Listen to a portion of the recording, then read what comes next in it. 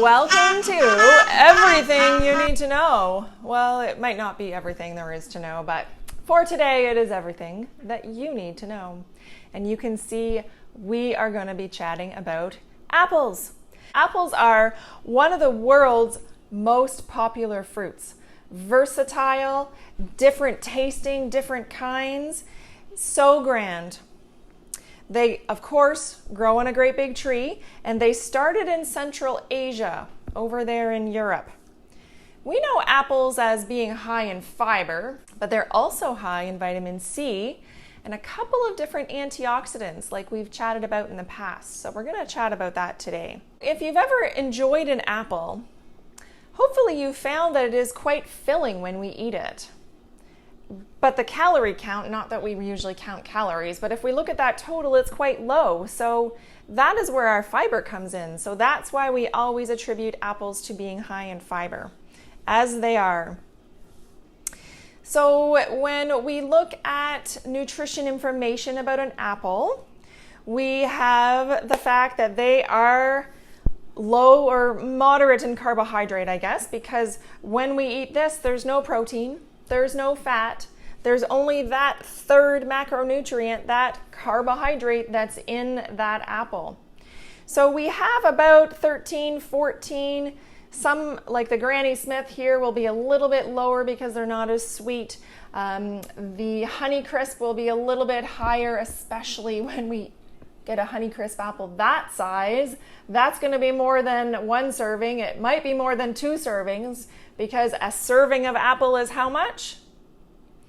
A half a cup. You got it. So a half a cup, I'm thinking that you might get 2.5 servings out of that one. But because it is even sweeter, it might have a little bit higher carbohydrate. But 1/2 of a cup is equal to 1 choice in your grains category in Canada's Food Guide.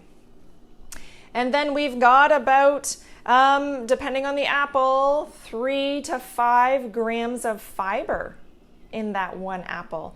And that's fantastic because when we're looking at our intake for the day and all we need is 25, then that's a good chunk out of our 25 to start with one apple in the morning. So the other great thing about apples is that, yes, they're made out of carbohydrates, but because the fiber's so high, the glycemic index, the GI value, is low. And what that means is when we eat an apple, the time frame it takes to get the sugar broken down and then absorbed into the bloodstream is actually really slow, and that's a good thing.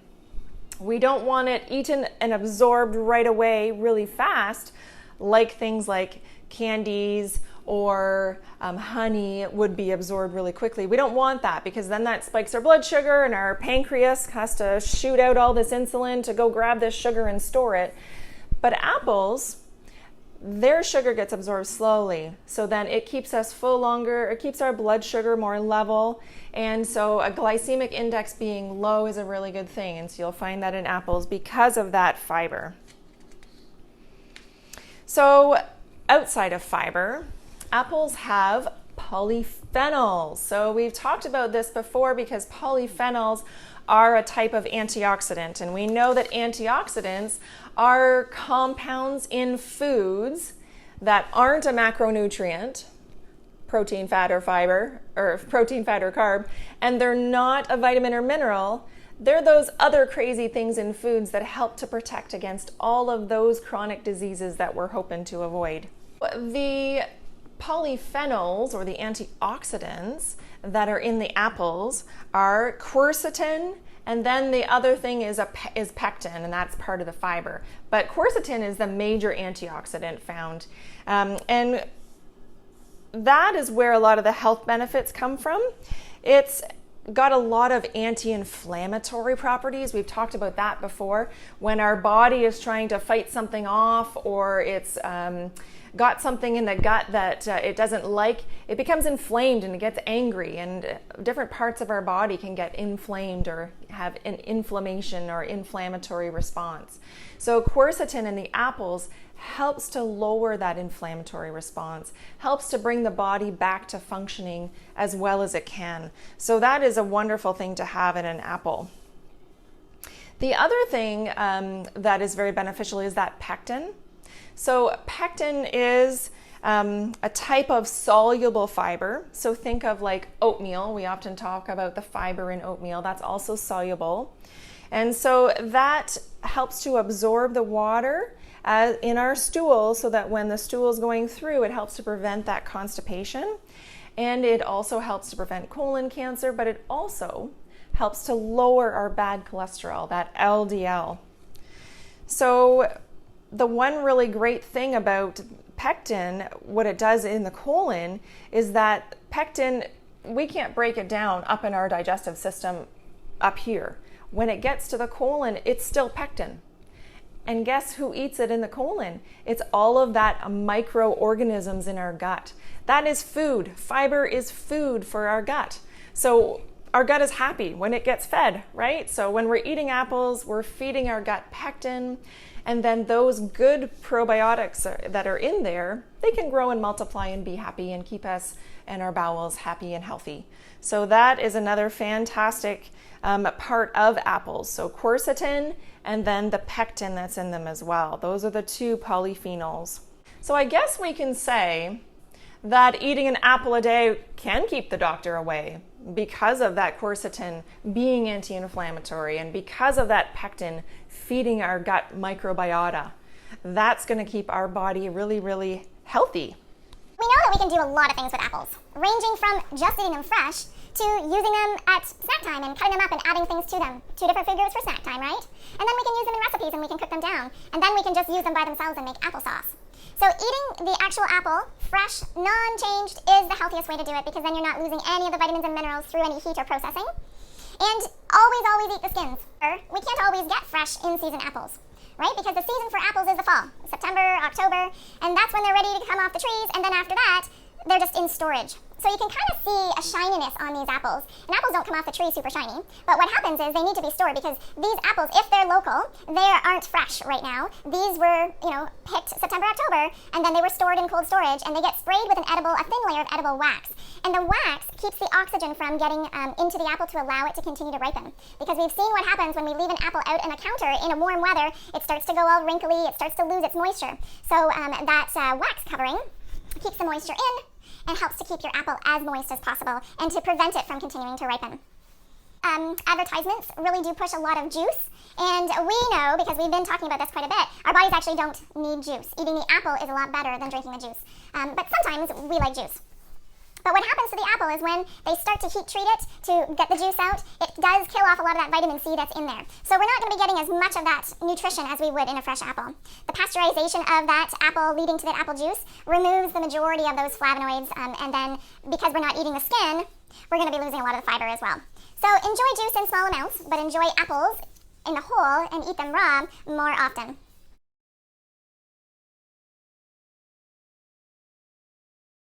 How do we store them? So we know that in a normal warm environment, they're going to continue to ripen.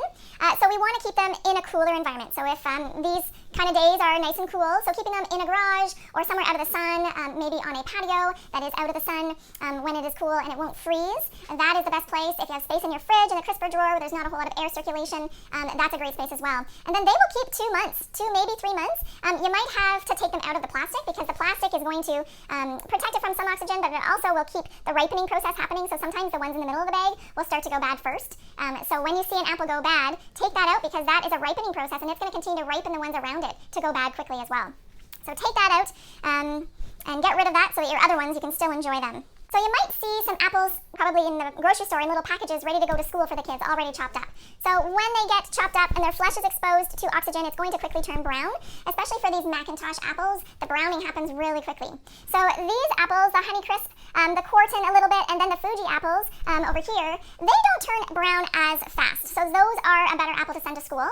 Now, what I typically do for my kids when I'm sending it to school is I don't send it whole because, I don't know, they complain about biting into an apple and getting it in their teeth.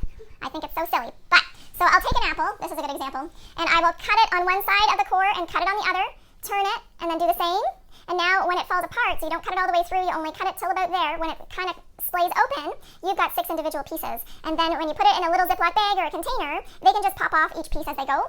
And then it doesn't turn as brown as quickly because the pieces are all together like that until they need them.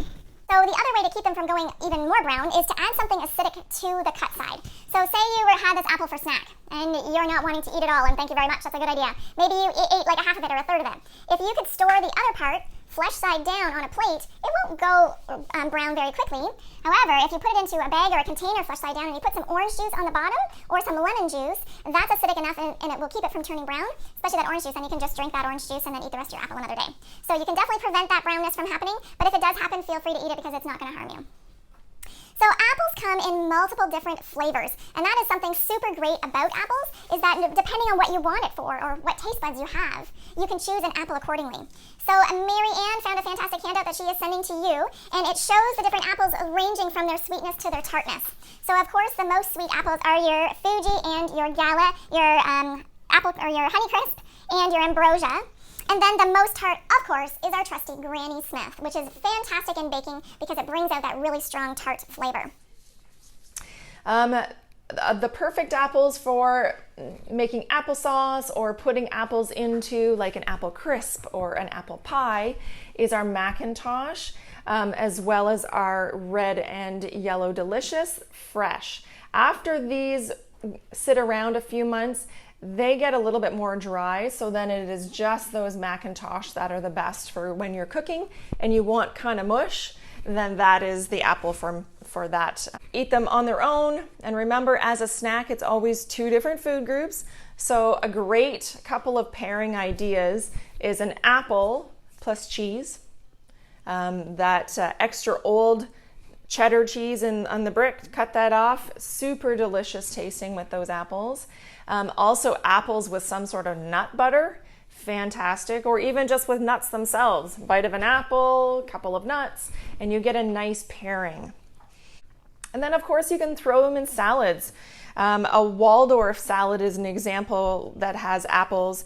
You put celery in that, so you have a really nice crunch. You put apples in that, and you put raisins in that, and some walnuts, and then you put some lemon juice over top, and then you have some sort of a creamy dressing. So, and that tart of that Granny Smith apple combined with the sweetness of the raisins, such a delicious combination. And apples also go really good with the vegetable fennel.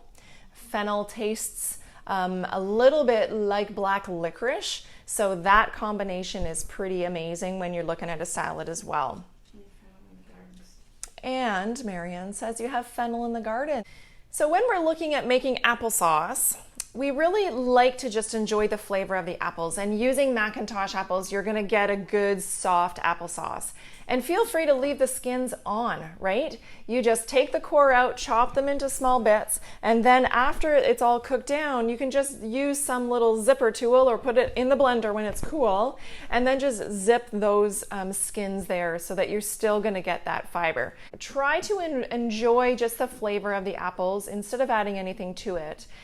Because you can purchase, of course, the applesauce that is unsweetened, and it's pretty perfect because every little cup of it is a half of a cup, which is a perfect Canada's Food Guide serving, and often what they call for in a recipe is that half a cup, so you just need one of those.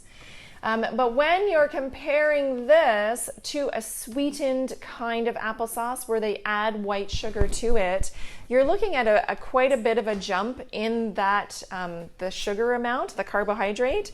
So you've got about 11 grams of carbohydrate in an unsweetened applesauce. So that is pure, natural, sweet goodness in there. But when you add sugar, or when you purchase it with added sugar in it, it's usually around 22 grams. So you've doubled it. So that's around 10 grams. So that's actually 2 teaspoons of added white sugar into every one of these. Now, if you're making it at home, you can add a little bit less, but I just say find a sweet apple and add it to it if it's a little bit too tart. So you can add other things like cardamom or cinnamon. Make it of different flavor by adding those spices, not adding any more sugar to it that you don't need. So just learn to enjoy any product that you make with your apples in its natural state and save yourself a good amount of sugar. So there is a lot of things about apples. I hope you learned something new today, and I hope you will try a different kind of apple and that you'll enjoy a new flavor to the apples in the fall.